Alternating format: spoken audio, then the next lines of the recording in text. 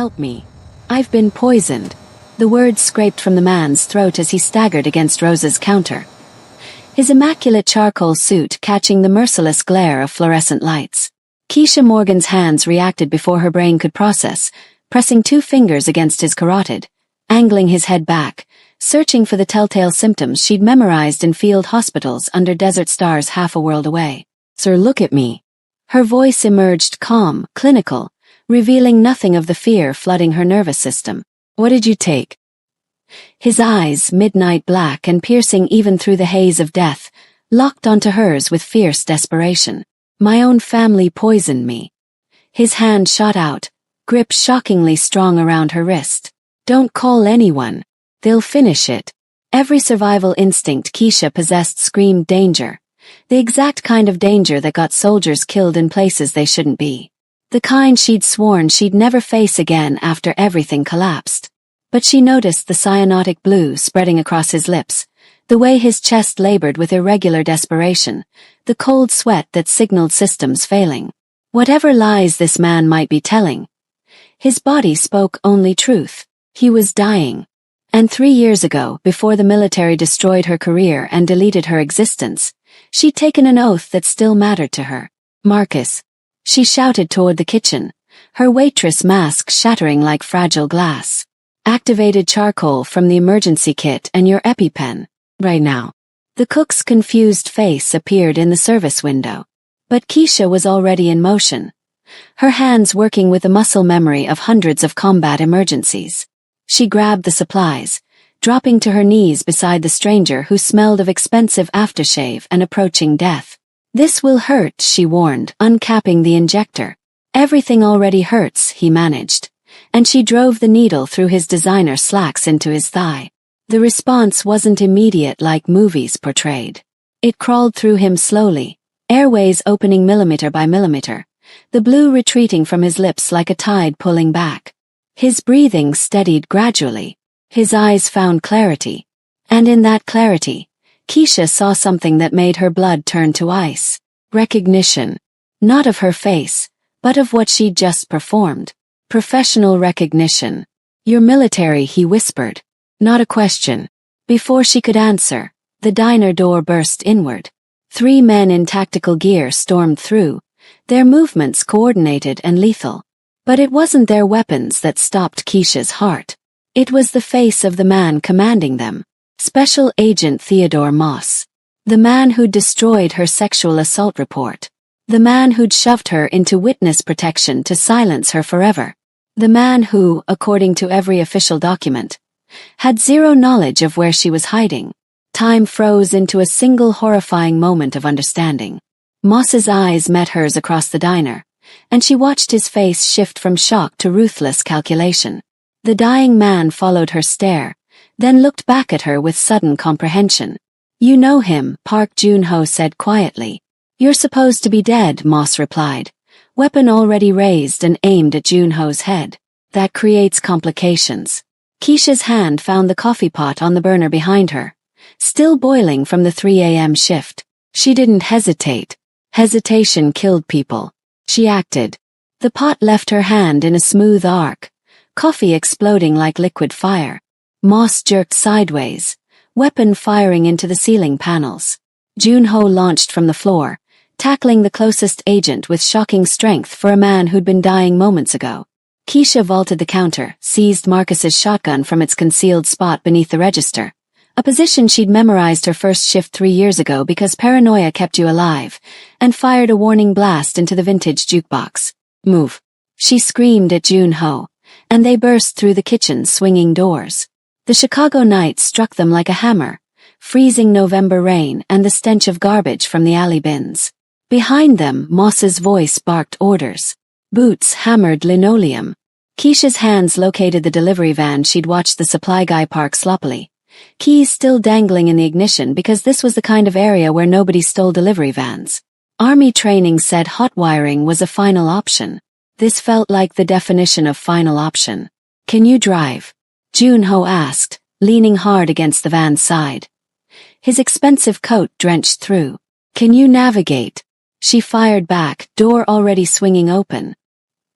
He hauled himself into the passenger seat with obvious effort, producing a phone with hands that still shook. Head south. I'll guide you. The engine coughed to life with a grinding noise. In the rear view, Keisha caught Moss and his team exploding through the rear entrance, weapons up. She floored it. Bullets ricocheted off metal. The van skidded around the corner onto State Street, tires shrieking. Keisha's knuckles were bone-white on the wheel. Her heart pounding a rhythm she remembered from supply runs in Kandahar. Survive, survive, survive. Who are you running from? She demanded, taking a violent turn that made Jun-ho grab the dashboard. His head lolled against the seat, face still deathly pale despite the epinephrine flooding his system. The FBI, Korean organized crime, choose one. He managed something that might have been a smile. Park Jun-ho. Some call me the dragon, and I need your help staying alive long enough to discover which of my own blood just tried to execute me. Keisha's stomach plummeted through the floor of the stolen delivery van. She just rescued and was now escaping with one of Chicago's most infamous crime bosses, a man whose reputation appeared in terrified whispers even in her run-down witness protection neighborhood. Take the expressway exit, Jun-ho instructed, tapping something on his phone with graceful, steadying fingers that suggested rapid recovery. My estate is fortified, guarded. The only location I can trust at the moment. The weight of her situation crashed over Keisha like a collapsing building. Her entire meticulously constructed existence, the waitress identity, the cramped apartment she shared with Mariana, the nursing program applications, the fragile hope of eventually perhaps rebuilding something authentic, all of it had just exploded in 90 seconds of violence and impossible decisions. She'd saved a man she didn't know, fled from a man she knew too intimately, and stolen a van full of bakery goods. The absurdity would have been hilarious if bullets weren't still echoing in her skull. You could have abandoned me, Jun-ho said quietly, studying her with an intensity that felt like being dissected. Most people would have called emergency services and disappeared, especially after witnessing those men. Keisha kept her focus on the rain-soaked road, on the expressway stretching ahead into darkness. I'm studying to be a nurse, she said, as if that explained everything. As if it explained why a former army medic in witness protection had just destroyed 3 years of careful invisibility to rescue a man who might be more lethal than the one hunting them. The city lights reflected off the slick asphalt like fallen stars that had shattered. Ahead, through the rain and mist, lay Jun-ho's universe. A universe she'd just been yanked into without warning, without permission, without any route back to the life she'd been attempting to construct from the ruins of the one Moss obliterated. She thought of Mariana, probably conscious now, questioning why she hadn't returned from her shift. She thought of her apartment, her textbooks, her carefully guarded anonymity. All of it felt impossibly distant. Estate is 3 miles, Jun-ho said, his voice gaining strength. Gate code is 7429. Security will identify the vehicle. I have cameras on every access point. Naturally, Keisha muttered. You rescued my life tonight, he continued. That carries weight in my world. It means you're under my shield now, whether you accept it or not. What if I refuse it? Then you're welcome to return to that diner and justify to Agent Moss why you assisted my escape. His tone was almost tender. But we both understand that's not truly an option anymore. He was correct. Heaven help her, he was correct. The gates materialized through the fog, towering iron structures that whispered wealth and authority and darkness. They opened soundlessly as the van approached, and Keisha drove through into another realm entirely. A realm she couldn't exit. A realm that might destroy her. A realm that somehow felt less like imprisonment than the one she'd just abandoned. Welcome back, my beautiful souls and fearless wanderers of the shadows. Before we plunge into this tempest of loyalty, treachery, and love forged in blood, smash that subscribe button, hit like, and drop in the comments where you're watching from. Every click, every share, every pulse of support keeps our stories breathing in the darkness. Now, take a breath, steel your nerves, and walk with me into a world where justice bleeds, secrets ignite, and survival demands everything. The estate's medical suite smelled of disinfectant and ancient wealth, leather mingled with sterile gauze, mahogany underlying the metallic scent of blood. Keisha's hands moved with precision she'd earned in sand and scorching heat, monitoring Jun-ho's vitals while he drifted between consciousness and unconsciousness on the examination table. His pulse was more stable now. The epinephrine had purchased him time, but time was all it had purchased. "Your name," he murmured, eyes remaining closed. "You never mentioned it." Isha. The deception came naturally because it wasn't entirely a deception, just incomplete. She pressed 2 fingers to his wrist, counting heartbeats. "And you're Park Jun-ho. Some call you the dragon." His laugh was parched, fragile. "You've heard the stories. I've heard the name." She adjusted the 4 drip one of his guards had silently provided, medical quality, not cheap equipment. Everything here spoke of resources and preparation. "Don't know if I credit the legends." "Which legends?" His eyes opened, dark and focused despite the toxins still working through his system. "That I control the Korean syndicate across 3 states. That I've murdered men with my bare hands. That I'm beyond reach." Keisha met his stare without wavering. "That you're worth saving." The silence between them carried gravity. Outside the medical suite, she could hear activity, footsteps on polished stone, hushed voices mixing Korean and English. Jun-ho's empire, massive and disciplined, closing in from every direction. "The man who burst through that diner entrance," Jun-ho said quietly. "Theodore Moss. You know him." Her hands froze on the blood pressure monitor. Every muscle in her body locked rigid, and she knew he registered it. Registered the way his name tore her open. "Special Agent Theodore Moss," she corrected, her voice empty. "FBI, pristine record, decorated career. The kind of man who testifies before Congress about organized crime while operating his own schemes in the shadows. You sound like you've researched him thoroughly." "I survived him." The words escaped before she could contain them. Keisha turned away, occupying herself with medical supplies she didn't require. In her boot, pressed against her instep, the laminated military ID felt like a weapon. "Specialist Keisha Morgan, dishonorable discharge."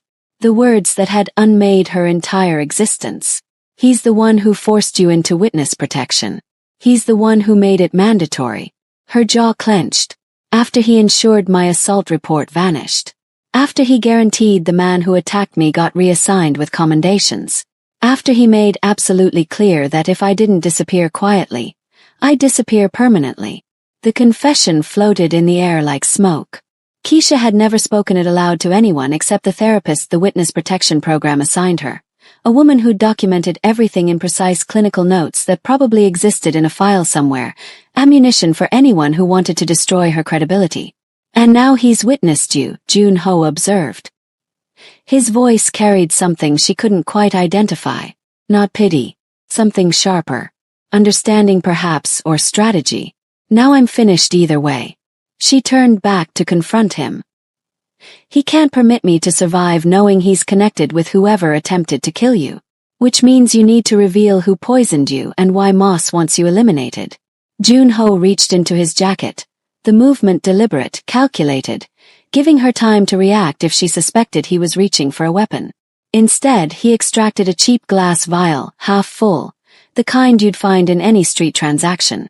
"This was in my scotch at the establishment. Tetrodotoxin if my assessment is accurate. Pufferfish toxin. Costly, exotic, virtually impossible to trace." He held it up to the light. The kind of selection that communicates professional and intimate simultaneously. You have adversaries who'd invest that effort. I have adversaries who'd invest considerably more effort than that. He pocketed the vial. But they don't typically have FBI operatives managing cleanup. That's unprecedented. Keisha processed this, medical training transitioning to tactical evaluation. Someone within your organization negotiated a deal with Moss. Surrendered you in exchange for something. Protection likely or leverage. Jun-ho sat up gradually, and she moved to stabilize him by reflex. His hand caught hers. Not restraining, just connecting. His skin was warm now, fever generated from fighting poison. Theodore Moss commands the Korean Organized Crime Task Force. He possesses files on everyone in my universe. Identities, locations, vulnerabilities. He's promising immunity to whoever delivers me. And eliminating loose ends. Jun-ho's thumb traced a small circle on her wrist, probably unconscious, probably deliberate. Like witnesses who observed too much in diners. The magnitude of it settled over her. The trap that had closed the instant she'd reached for that coffee pot. She'd saved his life and sealed her own destiny in the same action. "You're proposing protection," she said. "Not a question. I'm proposing survival." He released her hand but maintained her gaze. "You rescued me because you couldn't prevent yourself, because some fragment of you still believes in oaths and honor even after everything that's been stripped from you. Now you're in my conflict whether you choose to be or not. I don't choose to be anyone's instrument." "Excellent. I don't require instruments. I require someone I can trust." He stood more stable now, and she watched him transform. The dying man becoming something else, something dangerous and controlled. "Moss perceives you as a weakness. Let's transform you into a weapon instead." In the corridor beyond, she heard Taemin, the scarred lieutenant she'd glimpsed earlier, issuing quiet commands. "Transport, secure location." Mariana's name spoken in careful, measured tones that made Keisha's blood freeze. "My roommate," she said sharply. "Mariana. Where is she?" "Secure." Junho interrupted her. "I had operatives deliver her medications an hour ago. Informed her you'd been summoned for a family crisis. She's being monitored but not endangered." The casual demonstration of control made her want to strike him, but the practical part of her brain, the part that had kept her breathing through deployments and betrayal, recognized the necessity. If Moss knew where she resided, Mariana was already at risk. "I need to contact her in the morning. After we've repositioned you appropriately." Junho moved toward the entrance, then hesitated. "The estate has everything you'll require. Miss Choi will escort you to your accommodations. Tempt to rest. Tomorrow we begin hunting whoever attempted to murder me. And what makes you believe I want to assist you hunting?" He looked back at her, and something in his expression made her breathing catch. Not manipulation. She'd learned to recognize manipulation. This was raw, authentic perhaps, in the way only desperate individuals could be authentic. "Because whoever's collaborating with Moss painted targets on both our backs. Because you're trained to combat and you've been fleeing for 3 years. And because he stopped recalibrated. Because you and I both understand what it feels like to be betrayed by those who were supposed to shield us." The truth of it penetrated every defense she'd constructed. Keisha wanted to protest, wanted to refuse, wanted to walk out into the Chicago night and vanish the way she'd been trained to vanish. But she thought of Moss's face in that diner, the cold calculation in his eyes when he'd identified her. She thought of Mariana, innocent and ill and trusting. She thought of the laminated ID in her boot and the oath she'd taken before everything had disintegrated. "One stipulation," she said. "We execute this my way. I'm not ornamentation. I'm not security detail. If I'm in your conflict, I'm a soldier, not a captive." Junho's smile was sharp enough to draw blood. "I wouldn't desire you any other way, Specialist Morgan." Her heart stopped. She hadn't revealed her rank. He registered her realization and didn't apologize for it. "I have resources. I utilize them. If we're going to survive this, I need to understand who I'm working with." He opened the entrance, and the corridor's cold air rushed in. "And for whatever value it holds, I read the report. The authentic one, the one Moss buried. I'm sorry for what occurred to you." Then he was gone, and Keisha was alone in the medical suite with the smell of disinfectant and the sound of her own ragged breathing. She extracted the ID from her boot and stared at the photograph. Younger, optimistic, still believing the uniform represented something. That woman felt like a phantom. Outside, through the bulletproof glass, she saw a security monitor flicker. And there, in grainy black and white, was Mariana's apartment building. The camera angle was recent, professional. Someone had been surveilling. Keisha folded the ID carefully and tucked it back into her boot. Then she walked toward whatever awaited, because retreat had never been her strength, and if she was going to burn, she'd burn on her own terms. The entrance closed behind her with a sound like a cell ceiling shut. Miss Choi materialized from the shadows like something summoned, older, impeccably dressed in charcoal that suggested authority without uniform. Her eyes catalogued Keisha with clinical efficiency, the borrowed clothes, the defensive stance, the way her gaze tracked every exit. This way. No warmth, no judgment either. just the smooth, practiced neutrality of someone who'd escorted countless strangers through these corridors and learned not to question their stories. The mansion revealed itself in phases. First, the medical suite's sterile functionality, then a corridor of polished hardwood where their footsteps echoed like gunfire. Portraits lined the walls. Men in traditional Korean dress. Women with eyes that pursued. Children who appeared as if they'd never experienced joy. Ancestry or warning, Keisha couldn't determine. The air smelled different here than anywhere she'd existed in 3 years. Not just clean but orchestrated. Leather and cedar, something that might have been orchid, the faint metallic undertone of expensive security systems humming behind walls. Every surface gleamed. Every corner contained deliberate shadow. Wealth, yes, but more than that, dominance. This was a location where nothing occurred by accident. Your accommodations, Miss Choi announced, opening an entrance that probably cost more than Keisha's entire witness protection allowance. The room stole her breath. Not because of the chandelier, though that suspended like crystallized starlight, or the bed that could accommodate 4, or the vista of Chicago's skyline through floor-to-ceiling windows. It was the contrast, the violence of luxury pressed against the memory of her cramped apartment, the diner's flickering neon, the careful rationing of every dollar. There are garments in the closet, your measurements. Miss Choi gestured with one elegant hand. Bathroom through that entrance. Security protocols are straightforward. Don't leave this level without escort. Don't attempt to access restricted rooms.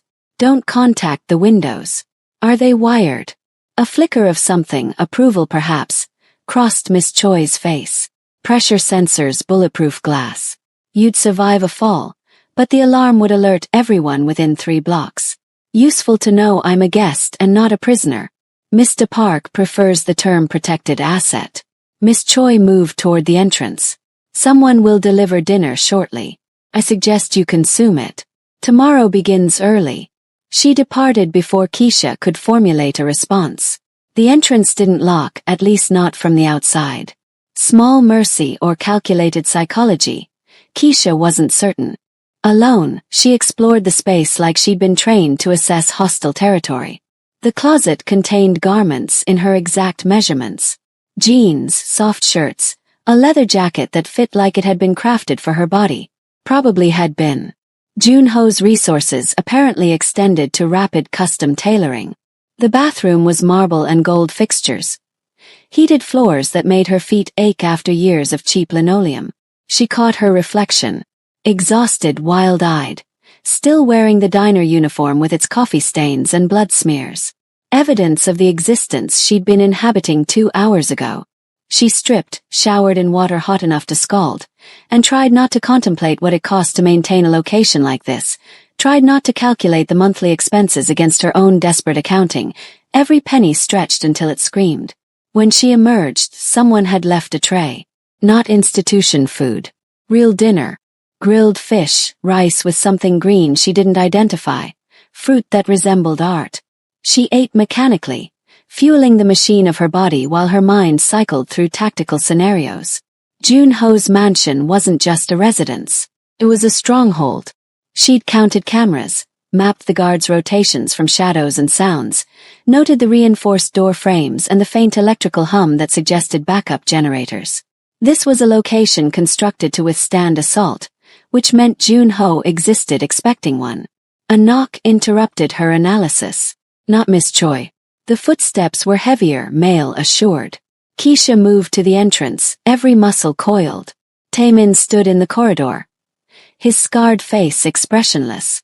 Mr. Park requests your presence. Library 3rd level. And if I decline, then I remain here until you reconsider. No threat in his tone, just reality. Keisha grabbed the leather jacket. Better to have pockets, layers, something between her skin and whatever awaited, and followed. The library made the bedroom appear modest.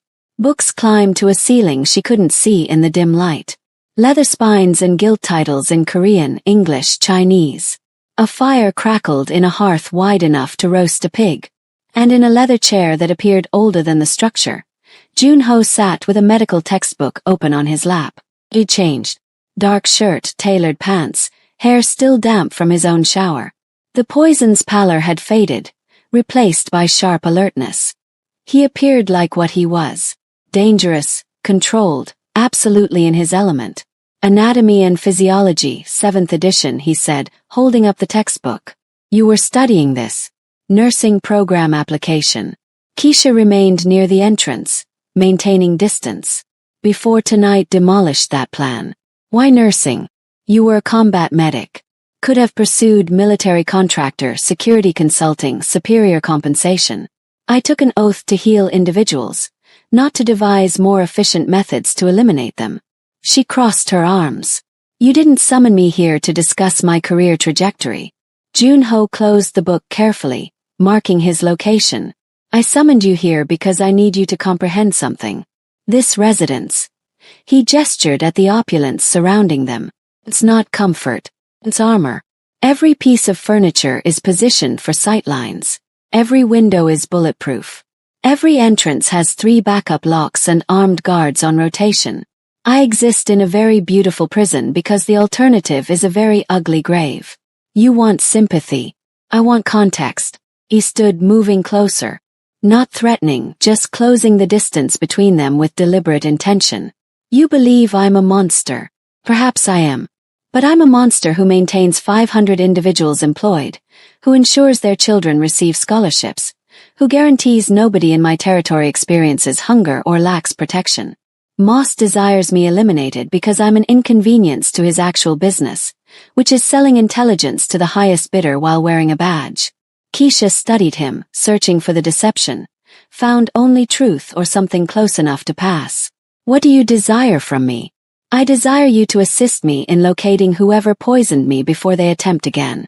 In return, I'll assist you in destroying Theodore Moss. The proposition hung between them like a weapon. Everything she desired for 3 years. Revenge, justice, vindication, wrapped in a devil's bargain. I need to contact Mariana. She extracted her phone, the burner she'd kept charged and concealed for emergencies. Junho nodded once. Taemin, still hovering by the entrance, vanished silently. The call connected after 2 rings. Mariana's voice, sleep-rough and confused. Keisha, where are you? Some men delivered my medications and mentioned you'd had a family crisis. I'm fine. Something occurred at work. I'm staying with, she hesitated, looking at Junho. Friend, I'll explain everything tomorrow, but I need you to execute something for me. Bae. Mariana sounded more alert now, concern sharpening her words. What's wrong? Nothing's wrong. But if anyone arrives asking about me, anyone, you don't know anything. You inform them I relocated last week. You inform them we barely communicated. Can you execute that? Silence. Then Keisha, you're frightening me. Understand. Sorry. Just trust me. I'll contact you in the morning. She terminated the call before Mariana could ask more questions, before the fear in her friend's voice could fracture the armor she'd wrapped around herself. When she looked up, Junho was observing her with an expression she couldn't interpret. You care about her, he said. Your roommate. She's ill. Lupus. She can't work full-time, and her family disowned her when she came out. To cover most of the rent. Keisha pocketed the phone. So yes, I care about her. Which means if this conflict of yours endangers her. It won't. Junho's voice carried absolute certainty. I've already assigned protection. Discreet. She'll never know they're present. You're controlling her existence without asking. I'm preserving her alive without burdening her with fear. He moved to the window, looking out at the city lights. There's a distinction. Keisha wanted to argue. Wanted to rage against his casual assumption of authority over people's safety. But she'd interpreted the tactical situation the instant Moss had walked through that diner entrance. Mariana was already in danger. Junho's protection, unwanted, paternalistic, infuriating, was also necessary. Demonstrate, she said instead. Demonstrate your security feeds. Demonstrate whoever's surveilling my apartment. If I'm going to be your partner in this, I need to see the complete board. Something shifted in Junho's expression. Respect perhaps, or recognition of a kindred tactical mind. He pressed something on his phone, and a panel in the wall slid open. Behind it, monitors, dozens of them, camera feeds from across the city, scrolling data, maps with glowing points that probably indicated assets or threats. And there, in the lower right corner, Mariana's building. The camera angle was effective, professional, not concealed but not obvious either. As Keisha observed, a figure moved into frame. Not Mariana. Someone else. Male, dark jacket. Looking up at the windows with deliberate attention. Who is that? Her voice emerged sharp. Junho's jaw tightened. I don't know, but he materialized 10 minutes after we arrived. Taemin's operatives are tracking him now. The figure produced a phone, made a call, then walked out of frame. Casual, unhurried. The kind of confidence that originated from knowing you were observed and not caring. Moss Keisha said. He's already mobilizing. He's establishing surveillance, testing our response.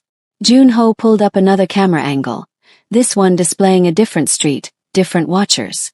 He possesses at least 4 teams surrounding that structure. Whatever he's planning, it initiates there. Keisha's heart was hammering, but her mind remained cold, tactical. This was the field again, just different terrain. Then we relocate her tonight, before he decides direct action is cleaner than surveillance. Already being arranged. Miss Choi is coordinating a secure location. Medical-grade apartment, fully stocked with her medications. She'll wake tomorrow believing a hospital program placed her there temporarily while they debug electrical issues at her structure. You're proficient at this, making individuals disappear. I've had practice. Junho turned away from the monitors, and when he looked at her, she saw exhaustion behind the control. The poison had extracted more from him than he'd admit. You should rest. Tomorrow we begin investigating who betrayed me. Kwon Sangwoo, my cousin, is acting suspicious. I need your tactical evaluation. Keisha nodded, moving toward the entrance. But something made her pause. Junho, why did you read my file? The authentic one. Most individuals would have accepted the official narrative. He was quiet for an extended moment. Then, because I've constructed my empire by recognizing when individuals are lying.